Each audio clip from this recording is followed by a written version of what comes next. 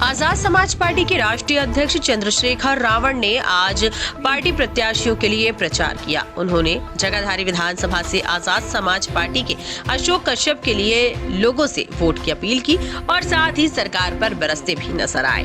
तो हम सरकार बनाने का काम करेंगे। मतलब आपके साथ जाने का काम करेंगे। मैं फिर आपसे कह रहा हूँ, सरकार बनाने का काम करेंगे। जो भाजपा को रोकना चाहते हैं वो हमें सहयोग करें। वो तो कई बार चीफ मिनिस्टर बनकर देख चुके हैं। इस बार हमारे लोगों को मौका दें और हम बताएंगे वो सरकार कैसे चलती है। आपको बता दें कि आजाद समाज पार्टी के राष्ट्रीय अध्यक्ष चंद्रशेखर रावण ने जगाधारी, सढौरा समेत कई विधानसभाओं में कार्यक्रम किए।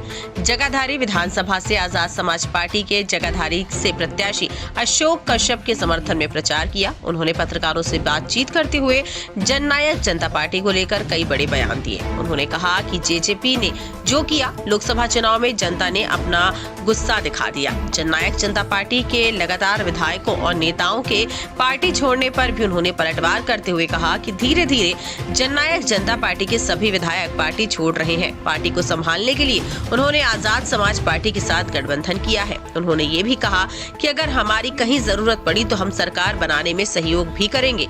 आगे उन्होंने ये भी कहा कि बीजेपी और कांग्रेस के नेता मुख्यमंत्री तो कई बार बन चुके हैं, इस बार आजाद समाज पार्टी को भी मौका देना चाहिए।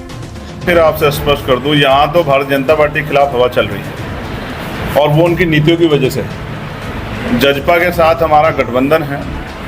गठबंधन चुनावी है, इस वजह से है कि हम दोनों मिलकर शक्ति का निर्माण करें। वो भी नौजवान साथी है, मैं भी नौजवान साथी हूँ। पिछली बार किन परिस्थितियों में भारतीय जनता पार्टी के साथ गए और ऐसा भी जैसा मैं महसूस कर रहा हूँ, जिस तरह से वो मेंबर्स जा रहे हैं, अगर वो ना भी जाते शायद उनके सारे मेंबर ही चले जाते। तो अपनी पार्टी को संभालने के लिए शायद उन्होंने फैसला लिया था। इस बार हम लोगों ने तय किया है कि भाजपा और कांग्रेस से दूरी बना के हम लोग आज़ाद समाज पार्टी और जननायक जनता पार्टी के जरिए एक मजबूत विकल्प जो है वो हरियाणा को देंगे।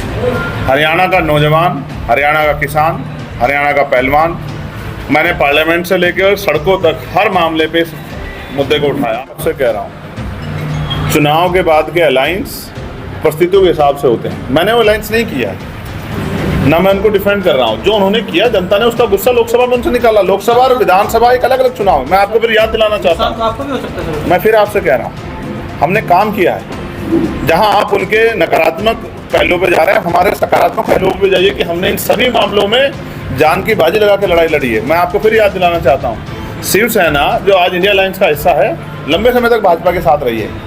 नीतीश कुमार जी लंबे समय तक भाजपा के साथ रहे हैं और अभी वो इंडिया अलायंस में प्रमुख चेहरा भी बनने जा रहे थे। ऐसे ही भारतीय जनता पार्टी ने पीडीपी से भी समझौता किया है और बहुजन समाज पार्टी ने तो खुद 3 बार भाजपा के साथ मिलकर सरकार बनाई है।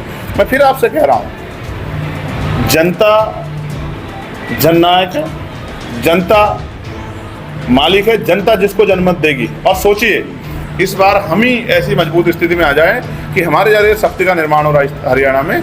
फिर जो आज सवाल खड़ा कर रहे हैं वो फिर कैसे आंख से आंख मिला पाएंगे। मैं कहता हूं कि हमें मेहनत करने दीजिए और चुनाव रिजल्ट का इंतजार कीजिए। हम मेहनत करेंगे और जनता का आशीर्वाद हमारे साथ है, क्योंकि हमने जनता के बीच, जनता के लिए लड़ाई लड़ी है।